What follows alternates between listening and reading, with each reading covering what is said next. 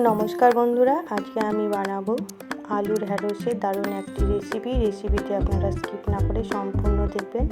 দেখুন, এখানে একটা প্লেটে ঢ্যাঁড়স, আলু, টমেটো আর 3টে কাঁচা লঙ্কা কেটে নিয়েছি। রেসিপিটি খুব সহজভাবে বানাবো আর আপনারা এই রেসিপিটি ভাত, রুটি, পরোটা সব কিছুর সাথেই খেতে পারবেন। খেতে কিন্তু অসাধারণ হয় বন্ধুরা।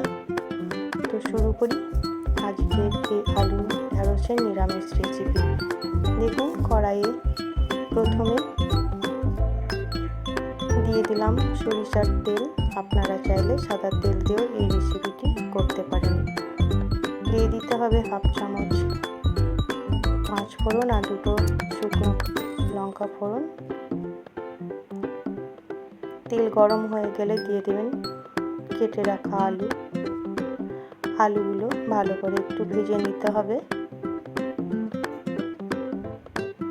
দেখুন, আলুগুলো বেশ খুব সুন্দর করে খুন্তি দিয়ে এইভাবে ভেজে নেবেন।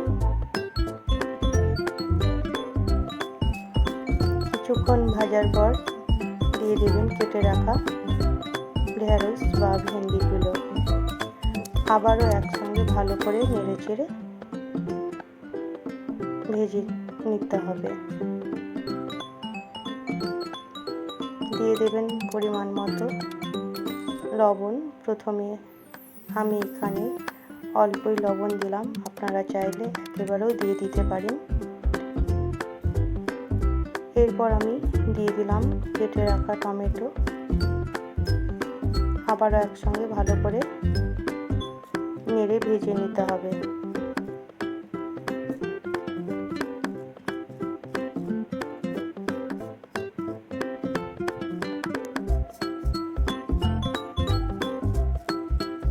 দিয়ে দিলাম হাফ চামচ হলুদ গুঁড়ো, হাফ চামচ কাশ্মীরি লঙ্কার গুঁড়ো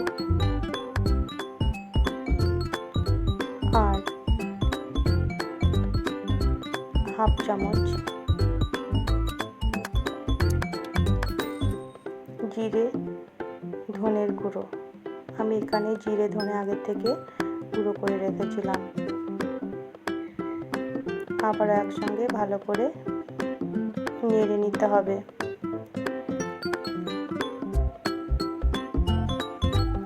এখানে এই রেসিপিটি আমি নিরামিষভাবে বানাচ্ছি। আপনারা চাইলে পেঁয়াজ দিয়েও এই রেসিপিটি করতে পারেন, তাতেও কিন্তু খেতে খুব ভালো হয়।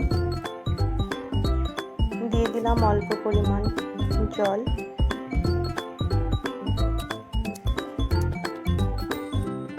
পাঁচ মিনিট বাদ ফিরে আসলাম। খুব সুন্দরভাবে সেদ্ধ হয়ে গেছে আলু আর ঢ্যাঁড়স। অন্য একটা কাচের বাটি নিয়ে আমি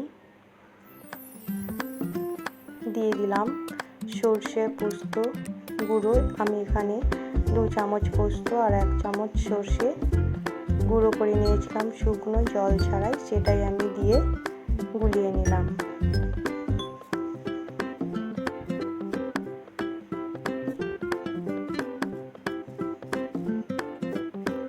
এই পর্যায়ে দিয়ে দিতে হবে সর্ষে পোস্তর পেস্ট।